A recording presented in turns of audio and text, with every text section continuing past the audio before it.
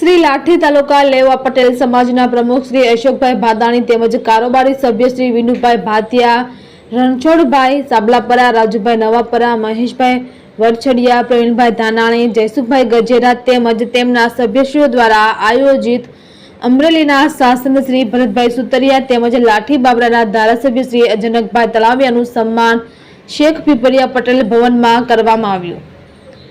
શાસન શ્રી તેમજ ધારાસભ્ય શ્રી લાઠી લેવા પટેલ સમાજ, લાઠી સમૂહ લગ્ન સમિતિ, લાઠી ખોડલધામ સમિતિ, દામનગર ખોડલધામ સમિતિ, બાબરા ખોડલધામ સમિતિ તેમજ લાઠીના 29 ગામડામાંથી આવી સન્માન કર્યું। બાબરા લેવા પટેલ સમાજ તેમજ ભારતીય કિસાન સંઘ અમરેલી જિલ્લા પ્રમુખ વસંતભાઈ ભંડેરી, તેની કારોબારી તેમજ તાલુકા પ્રમુખ શ્રી લાલજીભાઈ વેકરિયા, કૌશિકભાઈ ગજેરા, વિમલભાઈ રૂપાપરા, અશોકભાઈ હિરાણી, ભાસ્કરભાઈ મેંદપરા, મનસુખભાઈ શેલડિયા, રામજીભાઈ ગુજરાતી, એલબી ધોળિયા, ભાનુભાઈ પાનશેરિયા, પ્રેમજીભાઈ મેંદપરા, નાનુભાઈ ગલાણી, ભીખાભાઈ કથિરિયા, મનસુખભાઈ મુલાણી દ્વારા ખેડૂતોને ઈષ્ટદેવ બળદેવ ભગવાનના હથિયાર હળ આપી સન્માન કરવામાં આવ્યું।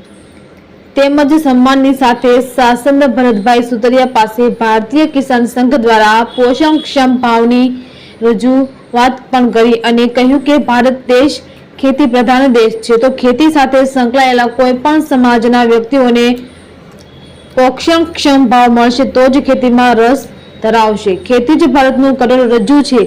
તેના જવાબમાં અમરેલીના શાસનશ્રીએ કહ્યું કે ખેડૂતોને ખેત પેદાશના પોષણક્ષમ ભાવ માટેની રજૂઆત દિલ્હી લોકસભામાં પણ મૂકશે।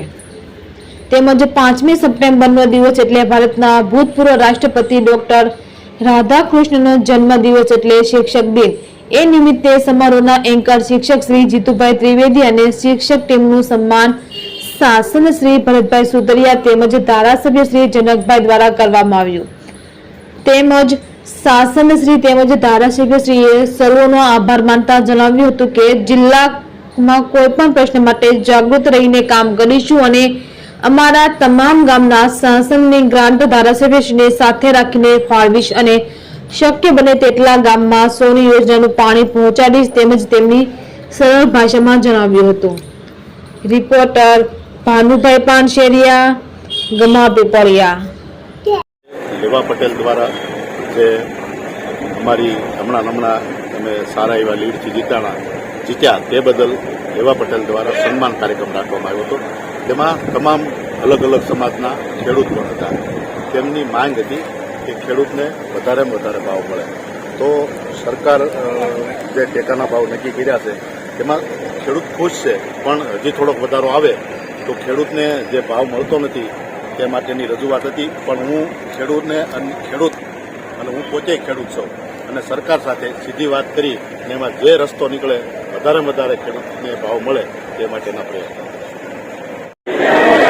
આજે લાઠી તાલુકા લેવા પટેલ સમાજ દ્વારા સન્માન કાર્યક્રમ હતો, એમાં તમામ ખેડૂતો હતા। ખેડૂતોની વધારે વધારે સારા ભાવ મળે, ટેકાના ભાવ વધારે તો સરકાર અને કિસાન બે મળી અને આમાં વધ્યું છે। જે સરકારની રજૂઆત છે કિસાનની જે રજૂઆત છે સરકાર સુધી પહોંચે અને સરકાર એમાં દર વર્ષે વધારો કરતી રહી છે અને આવનારા દિવસોની અંદર પણ વધારો થઈ ગયો છે થશે। અગાઉ ત્યારે સરકારે કિસાનને જે એમએફસી જે ભાવ મળ્યા નહોતા, હવે સરકારે જે ટેકાના ભાવ નક્કી કર્યા છે ટેકાના ભાવે સરકાર ખરીદી આવનારા દિવસોની અંદર વધુ કરે અને જે સેન્ટ્રલ યાર્ડ છે એની અંદર પણ લઈ અને ખરીદી કરે